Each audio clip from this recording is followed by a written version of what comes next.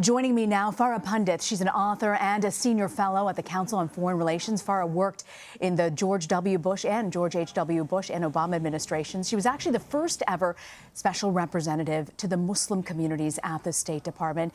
And she's here alongside Shahed Amanulla, who worked as a senior advisor on technology at the State Department under President Obama. I want to thank you both for joining us, especially with all of your expertise. Farah, to you first, is this a winnable proposition? Can anyone have success in countering global extremism?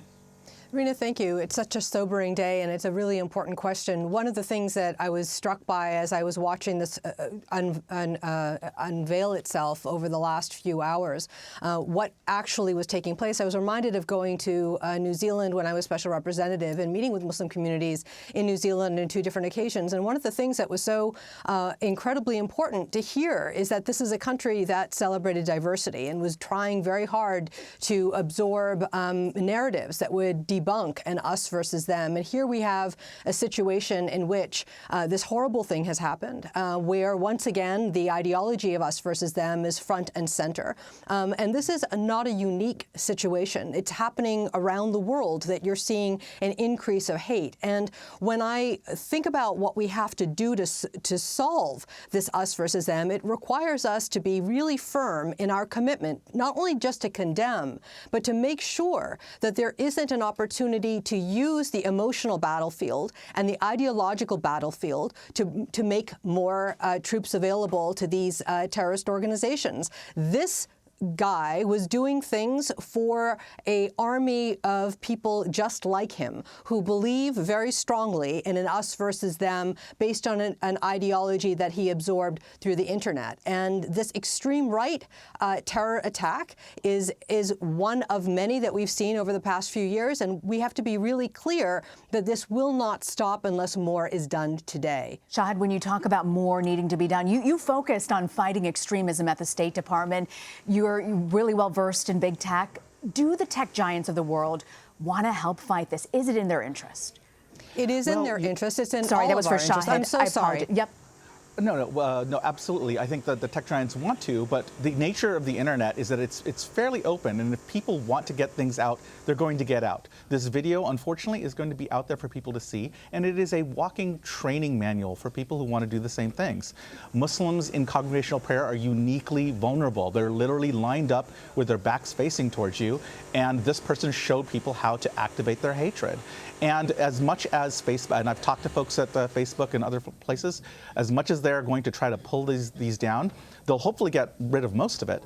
But there's always going to be something there, which begs the question, how are we going to then use the greater social media landscape to try to create a better conversation about this? We haven't really had a conversation, a meaningful one, about the white nationalist extremist violence that has been cropping up. And we've treated it as a domestic issue when it really should be treated as a transnational issue. This person made it very clear that what he was doing was in line with other people who had acted in the same way in continents around the world. So that's how we should be treating it. Farah, I know you have a new book out, How We Win, and you focus on this issue of working with big tech. How do you get that to happen now that we know? I mean, if you don't know, you obviously know today, it's a global issue. Shahed made a really important point in that this is transnational and that we can't look at this in an isolated way, that it's happened in this part of the world and therefore it has no bearing on others. The digital natives that are able to absorb the us versus them in an online space require tech companies and require our governments to do more to make sure that we scale the things that we have tested, that we know work in an online space, to remove the appeal of that kind of ideology. It isn't only taking things down. It's finding ways to work one-on-one with people who are moving towards an extremist viewpoint. It's also scaling up alternative narratives.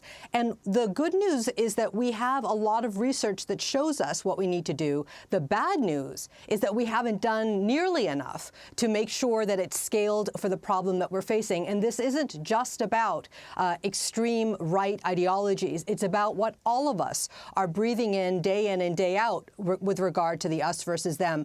We have been lazy on hate. We've been waiting for someone else to take the role of leader in making sure that this is not in our communities. And the time is now to take responsibility and to take action. Shahed, according to the Anti-Defamation League, 98% of extremist-related killings in the U.S. were committed by right-wing extremists. In your work at the State Department, that was for 2018 last year, in your work at the State Department, was right-wing extremism given the same amount of attention as other types of extremism? Well, unfortunately, no. And I think that's because of this domestic international divide that we have. The State Department was uniquely suited to work on things that are transnational. By definition, it can't work on things that are domestic. And because we put this kind of violence in the domestic camp, we never really dealt with it meaningfully at the State Department. Farah makes a really good point. The people who hate have such a passion that they're running circles around us. And we've been just, frankly, late to the game. And we need to now pick it up. I hope that this is a warning sign to people that we need to take this much more seriously than we've taken it. Farah, how does Congress pick it up? We talk about the spread of fake news and what it's done abroad. It seems like Europe is just leaps and bounds ahead of us. What can Congress do at this point? Well, there are three things that I would say right off the bat. One is take this seriously. All kinds of hate have to be condemned, but you have to put money and interest behind the fight against this, which means that Congress needs to absorb the fact that we've been imbalanced in the way in we were looking at the us versus them ideologies that exist around the world. They need to give money towards DHS and the State Department to do far more in this type of extremism. We have cut back our budgets in what the Department of Homeland Security is doing around extreme ideologies here in our country.